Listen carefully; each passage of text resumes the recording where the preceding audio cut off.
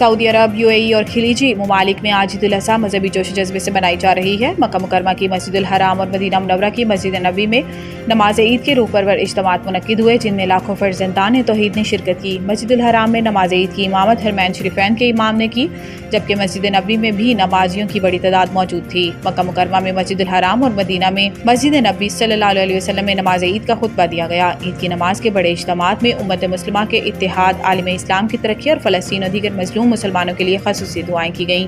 Dubai, Abu Dhabi, Sharjah اور دیگر اماراتی ریاستوں میں بھی نماز عید ادا کر دی گئی۔ ادھر حجاج کرام مزدلفہ سے منا پہنچ چکے ہیں، جہاں وہ حج کے اہم رکن رمی جمعرات کی ادائیگی کے ساتھ بڑے شیطان کو کنکریاں مار رہے ہیں، جس کے بعد قربانی، حلق یا قصر اور احرام کی حالت ختم کرنے کے مناسک ادا کیے جا رہے ہیں۔ اس کے بعد حجاج طواف زیارت اور سعی مکمل کریں گے۔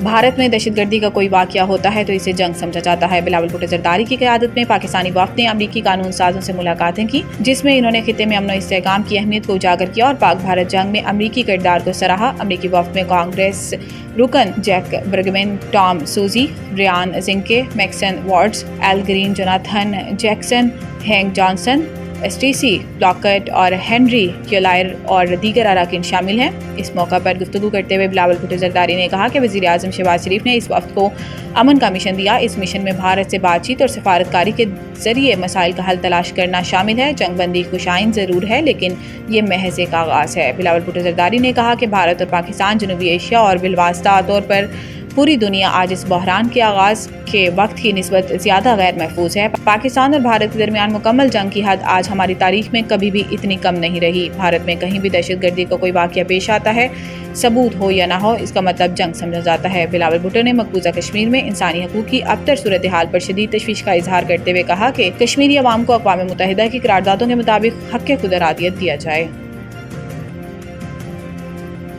پاکستان میں بہت مضبوط لیڈرشپ ہے۔ امریکی صدر Donald Trump German chancellor Friedrich Merz سے وائٹ ہاؤس میں ملاقات کے دوران گفتگو میں صدر ٹرمپ نے کہا کہ فخر ہے کہ دو ایٹمی ریاستوں کے درمیان جنگ بندی کرائی۔ دونوں ملکوں سے کہا کہ آپ گولیاں چلائیں گے تو تجارت نہیں ہوگی۔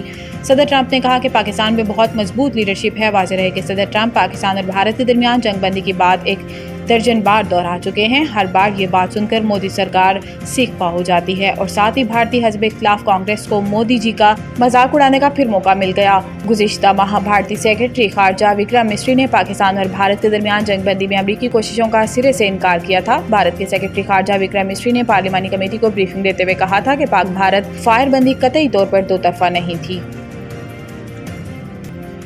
سندھ حکومت کا عید الاضحیٰ کے موقع پر قیدیوں کے لیے خصوصی معافی کا اعلان۔ سندھ حکومت نے عید الاضحیٰ کے موقع پر قیدیوں کے لیے 120 دن کی خصوصی معافی کا اعلان کر دیا۔